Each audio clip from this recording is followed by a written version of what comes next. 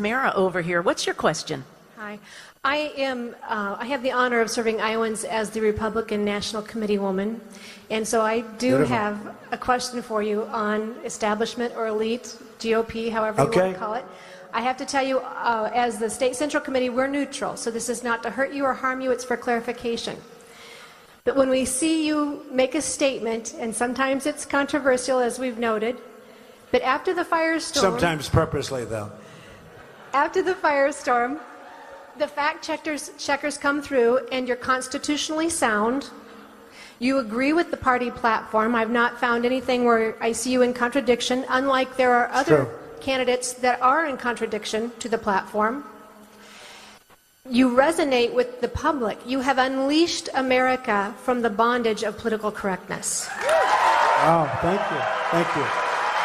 Thank you.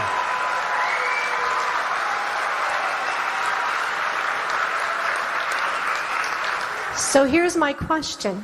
Why wouldn't a GOP and RNC be thrilled with a candidate that has the numbers you do, that is resonating with the public, and is saying the things that is obviously... Come on up here. Come here.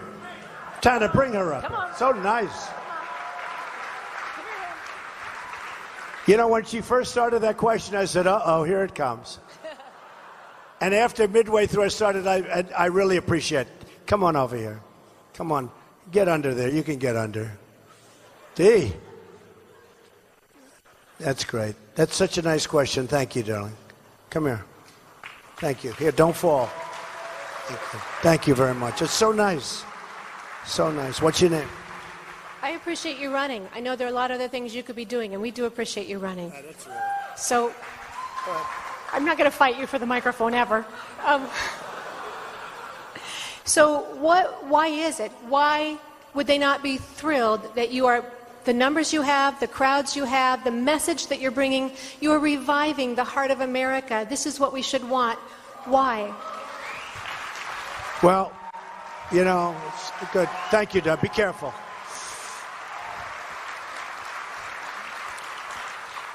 I was a member of the establishment 6 months ago. I gave $350,000 to the RGA, that's the Republican Governors Association. I gave tremendous amounts of money away. I was like the fair-haired boy. Once I said, I'm running, they said, what? You're not supposed to run. And then what happened, I ran against all these senators and governors. And everyone said, well, I don't know. My wife said, if you run, you're going to win. Because she understands that I like people, I love people, and people love me. And she said, you will run, but you have to actually go and run. You have to announce you're running, because nobody's going to believe you're running. And so I didn't announce. I didn't want to announce because I didn't want to like announce and then things didn't work out. And I'm like some of these guys with a zero. Many of them are zero. And so finally I said, look, we're going to do it. There were just too many things that I watched on television with our president and the decisions that are made. Bergdahl, where we get Bergdahl and they get 5 killers. We get this horrible, dirty, rotten this horrible traitor. We get this horrible, terrible traitor, and they get 5 killers that they've wanted for 9 years, the worst killers, and they're all back on the battlefield. You know, so many decisions. The Iran deal. The Iran deal. How bad is that? They self-inspect. Oh, okay, good. We're not building. We promise we're not building nuclear weapons. Oh, okay, that's okay.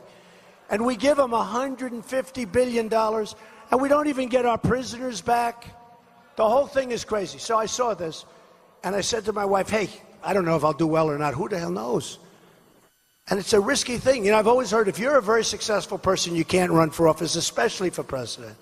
And I see it all the time. And the people go after me. I don't even care at this point.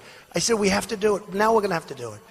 And I looked at it last time with Romney, and I didn't do it, and I probably should have, because he let us down. I mean, look, he let us down. That was an election. We had a failed president. 4 years ago, he was a failed president. Just as bad as he is now. And Romney, it's true.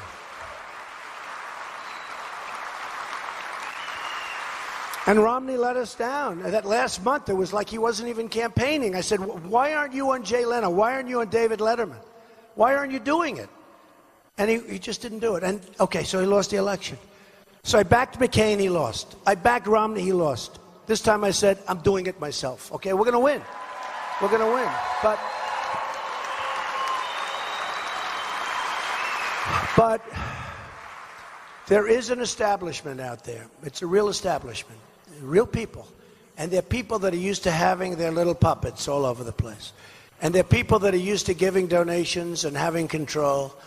And they're people that, look, when they call me, I'll treat them with respect, but I'm not going to be doing bad things if it's bad for the country. I'm not going to let Ford build a plant in Mexico if I can keep it in Michigan. And I'm not going to let the car companies and Nabisco and all these people and all these companies, I'm all for free trade. I think it's great, and I'm for it. But it's got to be smart trade. I'm not going to let them move to Mexico and then sell stuff over the border with no tax, no nothing. So we lose our jobs, we lose our factories. They go over here, they make it, we let them come through. How does that help us, folks? I went to the best business school in the world. Believe me, it doesn't help us, okay? Trust me. And we're not going to make deals like that anymore. We can't. We owe $19 trillion. We can't. So the establishment is not ever probably... Look, you know what, in the end, if this country starts humming, even the establishment, they'll be saying, okay, it's a good thing, because they'll be beneficiaries also. But we do have a real establishment, and they've never seen this happen before. But if we win like I think we're going to win, because we have such a big lead, honestly, it's not going to matter. They can't do anything. I don't care about the establishment. They can't do anything. The only way they can do is if I'm a little bit short. If I'm 2 votes short, I have a problem, because I'll have to go into that convention, and I'm dealing with all these bloodsucker politicians, and they'll make their deals, and they'll have all their money guys around, and they'll be in the back room making deals. But if I get the number of delegates, it's not a thing they can do. And I'll end up doing fine with the establishment. Again, I was a member of the establishment 6 months ago. But it's a very nice question. I appreciate it. Thank you.